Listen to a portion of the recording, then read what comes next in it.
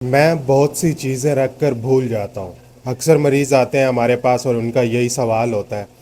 तो इस सवाल की वजह जानने के लिए आपके लिए ये वीडियो बनाई जा रही है। दिस इज़ डॉक्टर हमज़ा और आप मेरा यूट्यूब चैनल और फेसबुक पेज देख रहे हैं। अगर आपकी उम्र बुढ़ापे की तरफ जा रही है, लाइक अगर आप अर्ली 50s में हैं, तो फिर तो ये एक नॉर्मल चीज़ है, क्योंकि आपका दिमाग जो है वो सिकुड़ता है। जब दिमाग सिकुड़ता है तो उसमें चेंजेस आती हैं, उसमें बहुत सारी चेंजेस इस तरह आती हैं कि आपके दिमाग की वो सलाहियत नहीं रहती कि उतनी चीज़ें याद रख सके। तो इसको हम क्या कहते हैं कि सेनाइल एट्रोफी कहते हैं दिमाग की। मतलब कि बुढ़ापे में दिमाग जो है वो श्रिंक होना शुरू हो जाता है। तो ये तो एक नॉर्मल चीज़ है।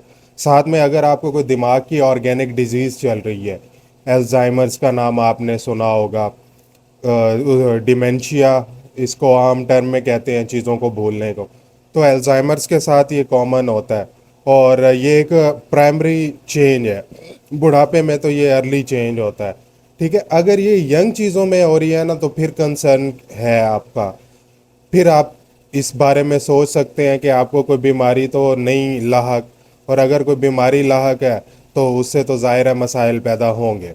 अब ये होता क्यों है यंग पेशेंट्स में? क्योंकि यंग पेशेंट्स जो है ना, वो अपने आप को बहुत सारे कामों में इन्वॉल्व कर रहे होते हैं। मल्टीटास्किंग जिसे आजकल मॉडर्न जनरेशन नाम देती है, मल्टीटास्किंग की वजह से ही ये वाले काम ख़राब हो रहे होते हैं और आप बहुत सारी चीज़ें भूल जाते हैं, क्योंकि आपका दिमाग इतना बिजी होता है कि आपके दिमाग में से वो इम्पॉर्टेंट चीज़ स्किप हो जाती होती है जो आप करना चाहते हैं। अब इसमें करना क्या चाहिए? इसमें करना ये चाहिए, अगर आपको ये मल्टीपल टाइम हो रहा है तो ज़ाहिर है आपको किसी ये एक्सेप्ट करना चाहिए कि आपको कुछ ना कुछ मसला है।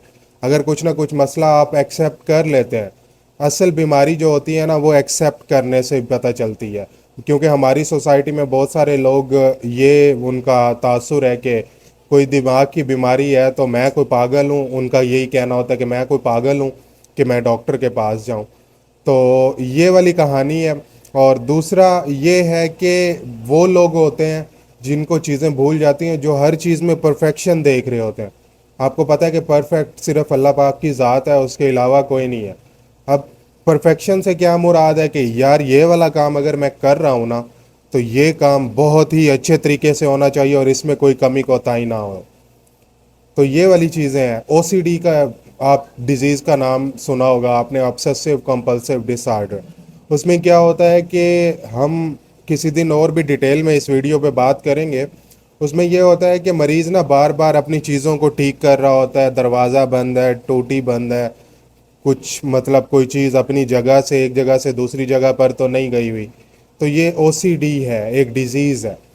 ठीक है, तो इसमें क्या करना होता है, इसमें दवाई लेनी होती है, फिर जाके ये ठीक होती है। उन मरीज़ों में ये वाला सवाल बार हाँ होता है कि मैं बहुत सारी चीज़ें भूल जाता हूँ। अब साइंस ने इतनी तरक्की की है और आपके मोबाइल फ़ोन्स में ना रिमाइंडर है, तो आप रिमाइंडर लगा लिया करें। ठीक है, और साथ में आपने क्या करना है, टारगेट करना है माइंड को सिर्फ इम्पोर्टेंट टास्क्स के लिए।